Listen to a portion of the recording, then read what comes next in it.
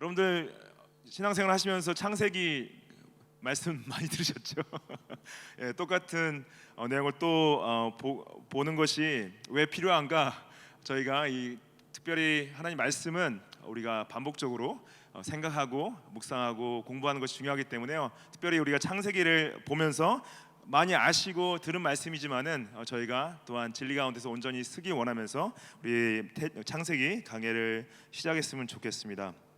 창세기 이 원래 히브리어 제목은요 태초에라는 제목입니다. In the beginning. 그래서 히브리어로 베레시트라는 단어로 이 책 이름이 지어져 있고, 누가 썼죠? 이것은 모세가 썼죠. 그래서 모세 오경 중에 첫 번째 책이죠.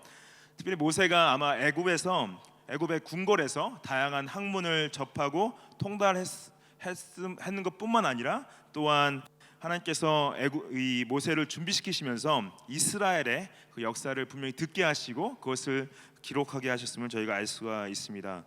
창세기의 집필 시기를 대부분의 학자들이 출애굽 이후에 모세가 이제 느보산이라는 곳에서 죽기 전에 이것을 기록했다고 보는데요. 그래서 BC 한 1400년 정도, 지금으로부터 한 3500년 전 정도로 바라보는 거죠. 그래서 전체가 창세기 많이 읽어보셨죠? 전체가 50장으로 되어 있는데 50장 전체의 구조를 보면은 구조를 이 두 부분으로 나눌 수 있습니다. 두 부분으로 나눌 수 있는 게 전반부에는 4대 사건으로 보고 후반부는 4대 족장에 대한 얘기인데, 그래서 전반부 4대 사건은 창조와 타락과 노아 홍수와 바벨탑 사건으로 이루어져 있고요. 그 다음에 이 12장부터 나머지는 4대 족장, 아브라함과 이삭과 야곱과 요셉의 이야기로 되어 있죠. 그래서 이 첫 번째 이 4대 사건 중에 창조의 기록이 1장에 나와 있습니다. 그래서 1절 말씀, 태초에 하나님이 천지를 창조하셨다. 그래서 태초에 영어로 in the beginning이라 되어 있는데, 이 베레시트란 단어 자체가 합성어예요. 베라는 단어가 때를 나타내고 슈레트라는 레시트라는 단어가 이제 시초를 얘기하는데, 그래서 처음의 때, 태초에, 그래서 이걸 시간의 출발점으로 생각을 합니다. 근데 이 같은 한국말 단어가 요한복음 1장 1절에 나오죠. 태초에 라는 단어가 거기서 in the beginning이라는 단어가 나오긴 하는데, 거기서는 이제 헬라어로 엔 아르체라는 단어를 쓰고 있어요. 엔 아르체는 좀 베레시트랑은 좀 다른 의미를 가지고 있습니다. 베레시트는 시간의 시작을 얘기한다면은 엔 아르체는 영원의 시작을 얘기해요. 그래서 그의 이제 헬라 언어의 의미를 담고 있기 때문에 그런데, 그래서 예를 들어서 여러분들 이제 그 과학자들이 모든 것의 시작을 얘기할 때 그 빅뱅이라는 얘기 들어보셨죠? 빅뱅 해가지고 모든 것들이 막 진화되기 시작했다, 모든 게 시작했다 얘기를 하는데, 그 빅뱅의 시점을 뭐 139억 년 전으로 봐요. 근데 만약에 이제 정말 그걸로 표현을 한다면은 베레시트라는 단어는 그 뱅이 일어난 시점을 얘기하는 거고요. 엔 아르체라는 단어는 그 뱅 전의 시간까지 포함한 얘기를 담고 있는데, 어찌됐든 이 태초에라고 여기 창세기 시작했을 때는 시간의 시작점을 얘기하는 거죠. 그래서 여기서 하나님이 천지를 창조하셨다 말을 하고 있는데요.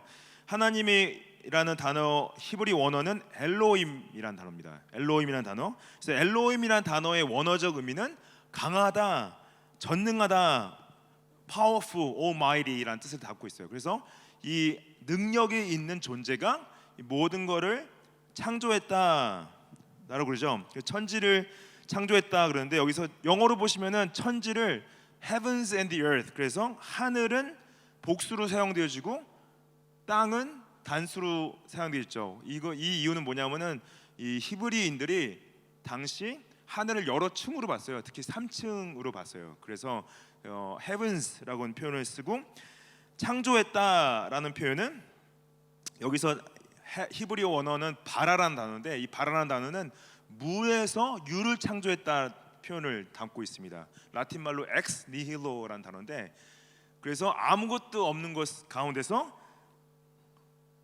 물질 세계를 창조하신 걸 얘기를 하는 거죠. 근데 물질 세계뿐만 아니라 영적 세계까지 창조하셨다. 그래서 이 하나님께서 시간과 공간을 만들기 시작하셨다라는 표현입니다. 이 시간과 공간을 만들기 시작하신 분인데, 결국 이 하나님이 천지를 창조하셨다는 표현 자체에 어떤 의미를 담고 있냐면, 가장 중요한 의미 중에 하나가 뭐냐면은 이 시간과 공간의 주인 되심을, 소유권을 표현하는 거죠. 그래서 태초에 이 천지를 창조하신 분이 하나님 엘로힘이신데, 엘로힘이 이 모든 것의 소유자 되시고 주권을 가지고 계신다라는 표현을 담고 있습니다. 그리고 중요한 것은 이 시간과 공간을 만드신 엘로힘 하나님께서 시간과 공간에 제약되지 않으신 것을 나타내요. 그래서 이것의 주인 되시고 소유를 가지고 계신데, 그렇다고 해서 이 시간과 공간에 제약된 분은 아니시다. 그 시간과 공간 위에 계신 분이다. 초월자 되신다라는 표현을 담고 있습니다. 2절 말씀 보시면은 땅이 혼돈하고 공허하며 흑암이 깊음 위에 있고 하나님의 영은 수면 위에 운행하신다 써 있죠. 그래서 땅을 영어로 보시면은 the earth, 그 land라고 안 쓰고 the earth라고 표현되죠. 지구라는 아레스라는 단어인데, 아레스라는 단어 지구를 가리키는데, 놀랍게도 하나님께서 하나님의 주요 관심이 지구로 좁혀져 있음을 시사하고 있는데, 이건 결국에는 이 지구 안에 있는 인간들을 향한 하나님의 구속사를 중요한 무대로서 표현하기 위해서 이 땅을 지구로 이제 표현되어 있고, 그 다음에 이 지구가 혼돈하고 공허했다라고 표현되어 있죠. 영어로 보시면 without form and void라고 써 있는데, 이 혼돈이란 히브리어는 토후라는 단어예요. 이 토후란 단어는 이 황폐하다는 건데, 영어로 보시면은 그냥 모양이 없다는 표현인데요. 이게 어떻게 보면 여러분들 진짜 사막에 모래가 진짜 황량하게 있는데, 거기가 사막의 모래들이 정돈되지 않은 상태에서 원시적으로 있는 표현을 이 토후라는 표현을 쓰고 있고, 그리고 공허하다는 단어는 보후라는 단어인데, 그 공간 안에 가치 있다고 판단할 만한 것이 하나도 없는 상태를 말한 거예요. 거기에 아무 모양이 없는 곳에 가치 있는 것이 아무것도 없다, 그 공간에 없다라는 표현을 쓰면서 이 혼돈과 공허라는 히브리어를 토후랑 보후라고 썼을 때, 이것을 그 히브리인들이 생각하기에는 처음으로 쓰여진 수사법, 그래서 어떻게 그 랩하는 분들한테 보면은 처음으로 쓰여진 라임 같은 겁니다. 토후아 보후. 그래서 이 혼돈과 공허가 처음의 상태를, 지구의 상태를 표현하고 있고, 그 다음에 흑암, 이 깊음 위에 있다. 흑암은 호셰크라는 단어인데, 빛이 창조되기 전에 그냥 깜깜한 상태, 근본적인 암흑 상태를 나타내고요. 깊음은 태훔이라는 단어인데, 그 깊음은 정말로 그 시면의 깊은 곳에서 물결이 이제 요동치고 있는 것을 나타내는 것입니다.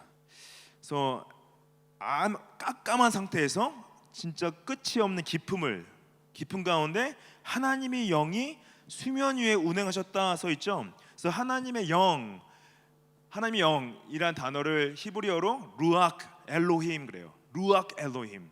그래서 엘로힘은 이제 전능하신 분인데, 루악이란 단어는 바람 아니면 숨 이런 표현을 쓰고 있습니다. 그래서 성령을 이 바람이나 숨으로 표현하는데, 특별히 이거는 단순한 바람이나 단순한 숨이 아니라 생명력의 근원, 숨을 얘기할 때 생명력을 얘기하잖아요. 생명력의 근원이 되시고 세상의 질서를 만드시는 분으로 해서 제3이 되시는 성령님을 의미하고 있죠.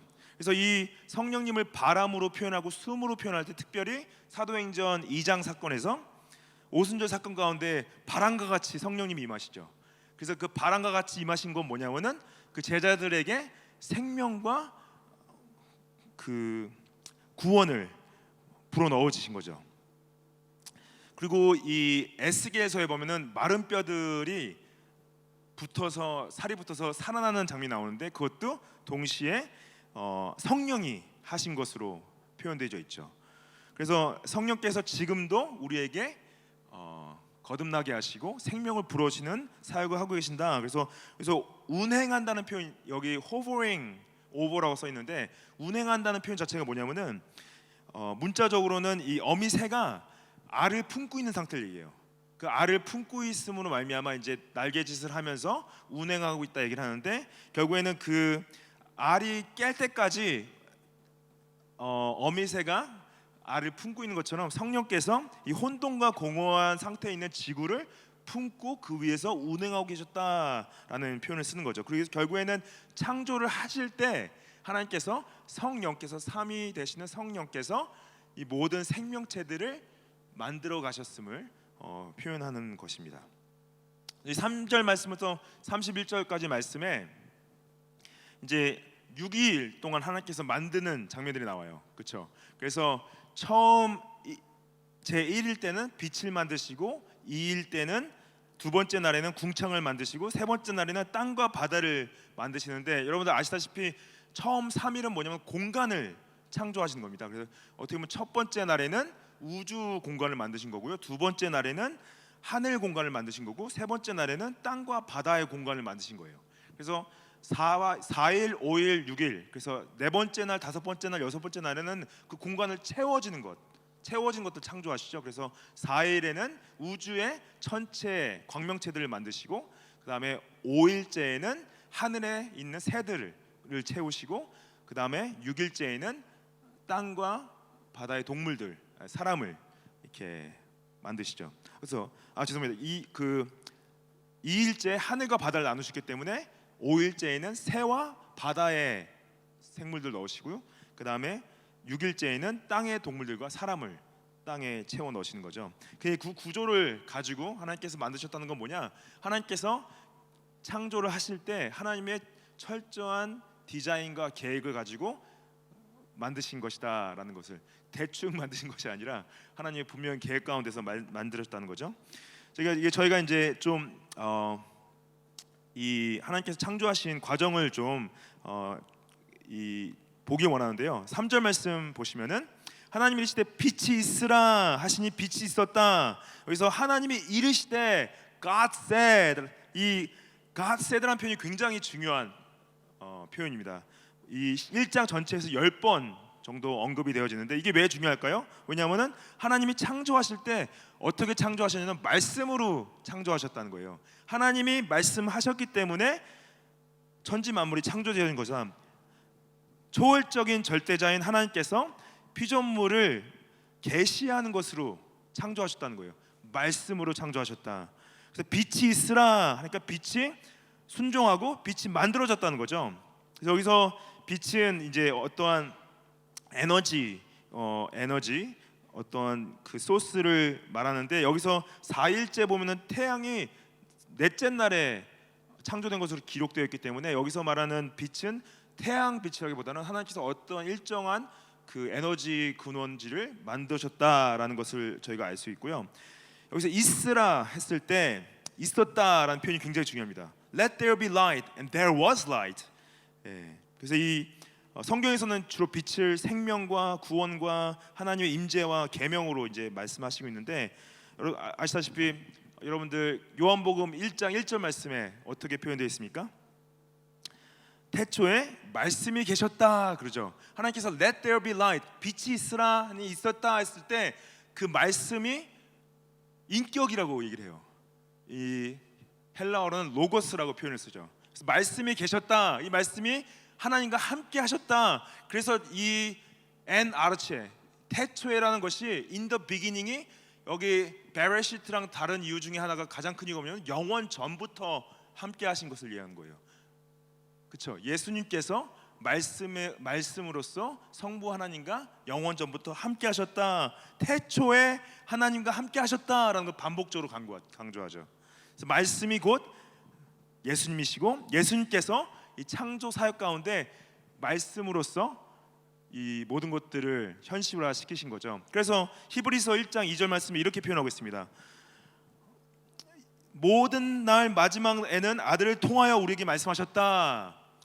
이 아들은 만유의 상속자로 세우시고 또 그로 말미암아 모든 세계가 지어졌다 그러죠. He created the world. 예수님으로 말미암아 모든 세계가 지었다는 건 뭐냐면은 이는 그가 하나님의 영광의 광채시고 그 본체의 형상이시고 그의 능력의 말씀이다라는 거예요. 그래서 하나님께서 빛이 있으라 했을 때 그 말씀 계시 자체가 예수 그리스도의 말씀 되심을 드러내시고, 여기서 영광의 본체 그 빛이라고 말씀하실 때 결국에는 빛이 있으라 한 그 생명의 근원 자체가 예수 그리스도 되심을 말씀하시는 거죠. 이분이 오셔서 죄를 정결하게 하시는 일 하시고 지금 높은 곳에 우편에 앉아 계신다. 근데 이분이 지금 하시고 계신 게 뭐냐면은 능력의 말씀으로 만물을 붙들고 계신다는 거예요. 예수님이 하신 사역이 말씀으로서 창조하신 것뿐만 아니라 지금 말씀 되시는 예수님께서 이 모든 것들을 붙들고 계신다는 거죠. 그래서 이거를 예수님이 지탱해 주시고 지속시키고 계신다. 여러분들 이 세계가 지금 망할 것 같지만 망하지 않는 이유가 뭐냐면 예수님께서 자신의 손으로 붙잡고 붙들고 계시기 때문에, 말씀으로. 특별히 여러분들 기억하셔야 될 것은 예수님께서 능력의 말씀으로 이 세계를 붙잡고 계시고 지탱하고 계시고 보존하고 계신다는 거예요. 우리의 삶도 마찬가지라는 거죠. 우리 삶이 지금 삶이 연명하고 지탱하고 있는 것은 뭐냐? 예수님이 능력의 말씀으로 우리와 함께 하시기 때문에 우리의 삶이 지탱하고 버틸 수 있다는 거죠. 4절 말씀에 빛이 하나님 보시기에 좋았다 그래요. 하나님 보시기에 좋았다라는 표현이 1장에서 몇 번 나타납니까?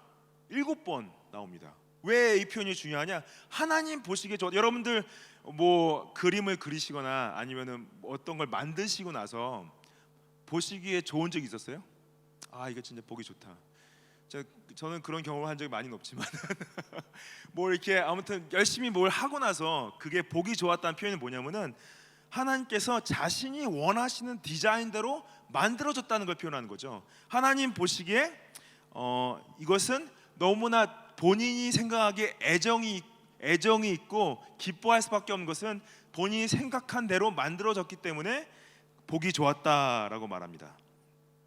이 빛과 어둠을 나눴다라는 것은 여기서 태양을 이미 만들었다는 것이 아니라 하나님께서 빛의 근원이 되시는데 빛의 근원으로서 낮과 밤을 나누시는 걸 얘기를 해요. 이 빛과 어둠을 나누는 것, 이 분리되어지는 것은 성경의 가장 큰 주제 중에 하나입니다. 하나님께서 정한 것을 더러운 것, 부정한 것부터 나누시고 거룩한 것을 속된 것으로부터 나누시고 죄된 것을 순결한 것부터 나누신 이 나누시는, 왜냐하면 하나님이 거룩하시기 때문에 하나님 죄가 섞일 수가 없고 부정한 것이 섞일 수가 없고 더러운 것이 섞일 수 없기 때문에 이 카도시라는 이 거룩, 이것을 하나님께서 자신의 백성들에게도 원하셨죠. 그래서 놀랍게도 에베소서 1장 4절 말씀에 하나님께서 자신의 백성들을 향한 계획을 창세 전부터 가져셨을 때 가장 큰 목적이 뭐였냐면은 창세 전에 그리스도 안에서 우리를 택하셔서 우리를 사랑 안에서 그 앞에 거룩하고 흠이 없게 하는 것이 목적이었다는 거예요. 하나님께서 여러분들을 만드시고 태어나게 하시고 살아가게 하시고 예수님으로 구원하게 하신 가장 중요한 목적이 뭐냐면 우리를 거룩하고 흠이 없게 하시려고 창세 전부터 예정하시고 그리스도로 말미암아 우리를 구원하시고 사랑하셨다라는 거죠. 그래서 여러분들 우리가 매일매일 삶 가운데서 우리가 생각해야 될 건 뭐냐면 내가 지금 내 생각이 더러운가? 나의 행동이나 나의 입술의 표현들이 더러운가? 부정한가? 계속 우리를 봐야 되는 건 뭐냐면 하나님이 우리를 예수 그리스도로 말미암아 구원하신 목적이 거룩하고 흠이 없게 만드셨다는 거죠. 그것이 하나님께서 기뻐하신다 그래요. 그 기쁘신 뜻. 그래서 그 나눔에 대해서 우리가 계속 이 하나님의 거룩하심을 기억해야 될 부분이 있고요. 5절 말씀 보시면은 하나님이 빛을 낮이라 부르시고 어둠을 밤이라 부르셨다. 저녁이 되고 아침이 되니 첫째 날이라 그래요. 빛을 낮으로 부르셨다. 어둠을 밤으로 부르셨다. 이건 뭐냐면은 하나님이 빛 대신 하나님이기 때문에 뭐 낮은 하나님의 것이고 밤은 사단의 것이냐, 그게 아니에요. 하나님께서 낮의 주인도 되시고 밤의 주인도 되신다는 거죠. 사단이 어둠의 권세자인데도 불구하고 사단도 결국 하나님의 주권 안에 있다. 하나님 주권 안에 있다는 것이고요. 또 우리 성도들, 하나님의 백성들은 낮이고 밤이고 항상 하나님께 영광을 돌려야 된다는 거죠.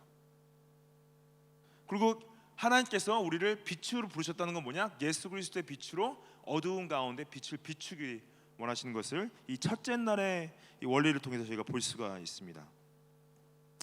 저녁이 되고 아침이 됐다, 이 표현이 첫째 날에 나와요. 근데 이것이 여기서 이제 많은 학자들의 그 해석이 좀 갈리긴 하는데, 그래서 이것을 24시간으로 보는 분들이 계십니다. 첫째 날을. 근데 태양이 몇째 날에 만들어졌어요? 태양과 달이 넷째 날에 만들어졌습니다. 넷째 날에 태양과 달이 만들어졌다. 근데 태양과 달이 없는 상태에서 이것을 24시간으로 볼 수도 있어요. 근데 그렇게 보지 않을 수도 있다는 거죠. 예. 그래서 이것을 24시간으로 보시는 분들을 젊은 지구 창조론이라고 봅니다. Young Earth Creation.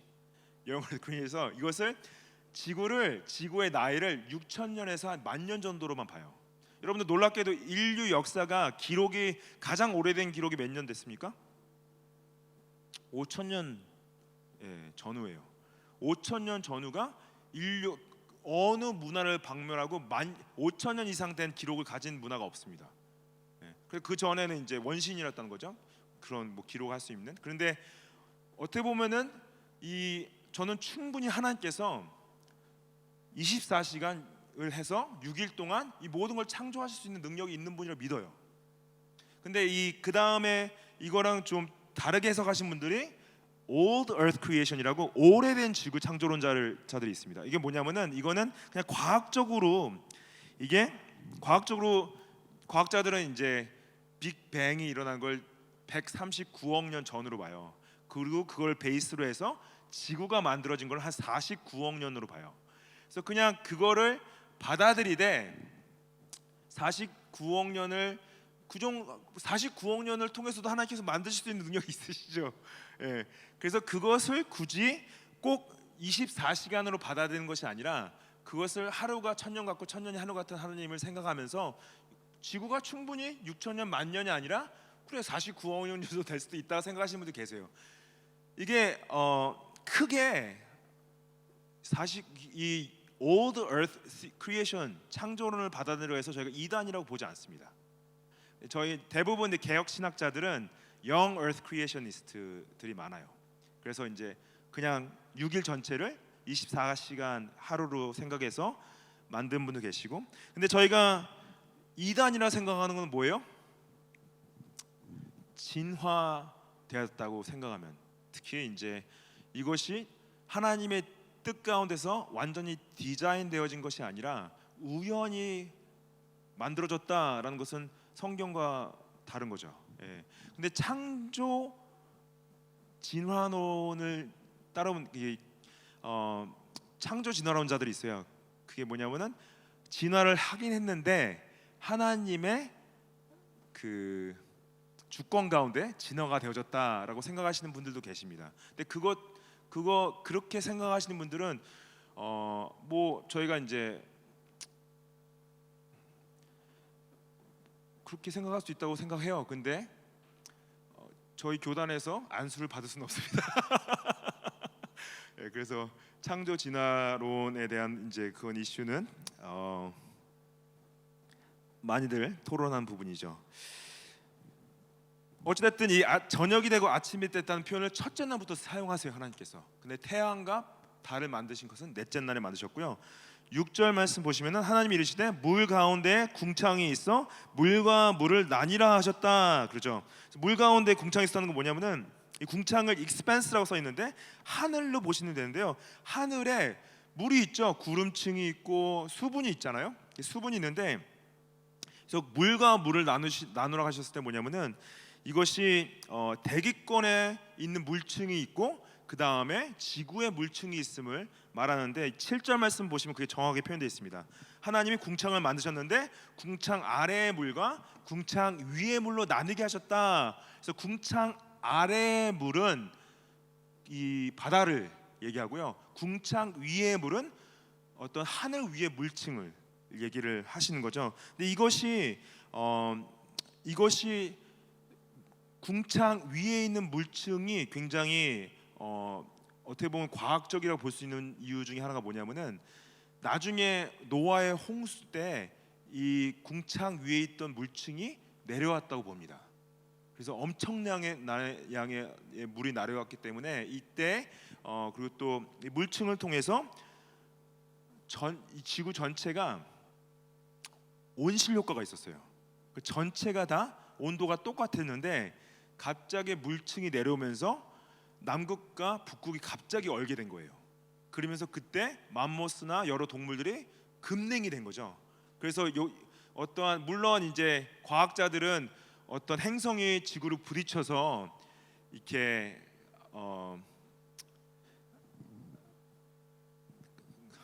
갑자기 제가 한국말이 기억이 안 나는데 그 되게 추운 시기가 왔다 얘기하죠. 죄송합니다. 제가 미리 알아놨어야 되는데 그 아이스 에이지가 왔다 그러는데 성경적으로 봤을 때는 이 물층이 온실 효과를 내다가 물층이 갑자기 내려오면서 남극과 북극이 갑자기 얼게 된 거예요. 그래서 동물들이 그때 갑자기 급냉했다고 보는 거죠. 뭐 그것도 이제 이론이긴 하지만은 저희가 성경을 봤을 때는 행성이 와서 부딪힌 것보다는 이것이 좀 더 진리에 가깝지 않나 저희가 생각해 볼 수 있습니다. 8절 말씀에 궁창을 하늘이라 불렀다 그러죠. 저녁이 되고 아침이 되는 둘째 날이 됐다 그럽니다. 여기서 하늘 여기서 보시면은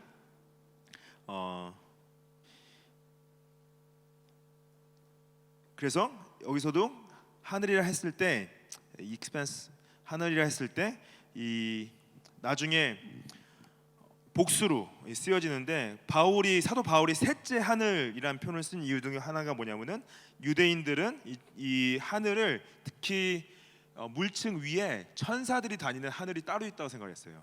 그래서 삼층천이라는 표현을 쓰는데 어찌됐든 하나님께서 이틀 동안 첫째 날에는 우주의 공간을 만드시고 둘째 날에는 하늘의 공간을 만드신 거고요. 셋째 날에는 땅의 공간을 드러내시는데 9절 말씀에 천하의 물이 한 곳으로 모이고 묻이 드러났다 그러죠.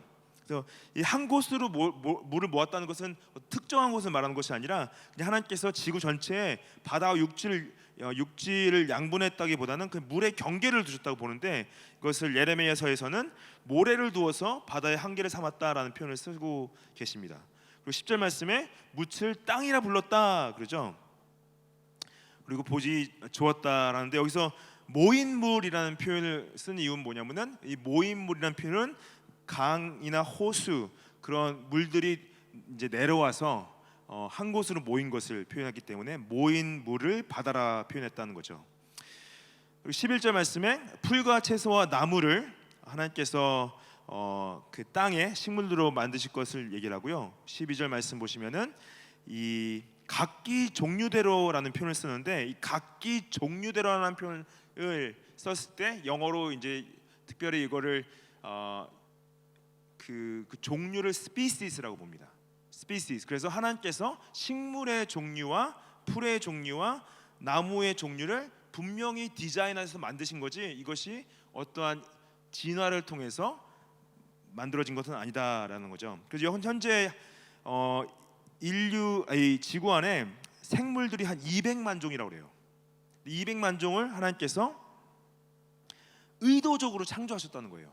근데 여러분들 제가 이제 좀 너무 어려운 얘기가 아닌데 좀 어렵게 들릴 수 있는데 이 진화를 얘기할 때 소규모 진화랑 대규모 진화를 나눠서 얘기합니다. 소규모 진화를 영어로 마이크로 이볼루션이라고 대규모 진화를 마크로 이볼루션이라고 해요. 근데 저희가 동의하지 않는 진화는 마크로 대규모 진화를 얘기해요. 대규모 진화는 뭐냐면은 완전히 다른 두 가지의 DNA를 합쳐가지고 새로운 생물이 만들어 진화됐다는 걸 얘기해요. 예를 들어서 쥐의 DNA와 새의 DNA를 합쳐서 박쥐가 만들어졌다. 그게 화석의 증거로 남아 있다는데 그거는 여러분들 아시다시피 그 두 DNA를 합쳐서 새로운 뭐 요즘에는 카이메라라는 저도 최근에 알긴 했는데 뭐 어떤 동물에 다른 DNA를 넣어서 변형시킨다는 얘기가 있긴 해요. 근데 어찌됐든 그것을 과학적으로 증명을 할 수가 없습니다. 근데 이 소규모 진화, 마이크로 진화는 뭐냐면은 말이 있잖아요. 근데 말이 그 개체군 안에서 변화를 하는데 약간 유전자나 그 유전적 그 환경에 적응을 하면서 말이 크기도 바뀔 수가 있고 색깔도 바뀔 수 있고 말 굽이나 얼굴 모양이 좀 바뀔 수가 있죠. 그 진화를 저희가 부인하는 건 아닙니다. 이해가 되세요? 그러니까 사람도 어떤 지역에서 그 지역에서 오래 살게 되면은 피부 색깔이 그 진화 환경에 맞춰서 바뀐 게 있잖아요. 근데 원숭이가 사람이 됐다는 거는 저희가 부인하는 거예요.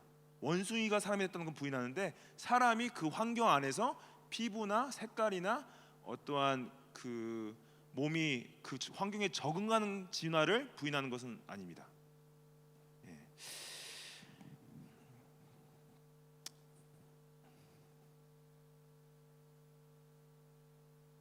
제가 그 원래 창세기 50장이잖아요. 그래서 매주 한 장씩 해서 50중 안에 맞추고 싶었는데 저희가 이제 오늘 1일부터 첫째 날, 둘째 날, 셋째 날 창조하신 걸 봤으니까 저희가 다음 주에 셋째 날, 넷째 날, 넷째 날, 다섯째 날, 여섯째 날 창조를 보도록 하고요. 제가 말씀을 좀 맞추도록 하겠습니다. 제가 너무 다들 힘들게 하는 것 같아서. 어쨌든 저희가 오늘 첫째 날, 둘째 날, 셋째 날은 뭐라고요? 하나님께서 공간을 창조하신 건데 하나님께서 저희가 오늘 말씀 가운데 기억해야 될 건 뭐냐면은 하나님께서 이 창조 주인으로서 이 모든 소유권을 가지고 계시고 우리 삶의 주인은 내가 아니라 하나님의 주인 되심을 인정하는 것이 우리의 믿음의 기반이 되는 거죠.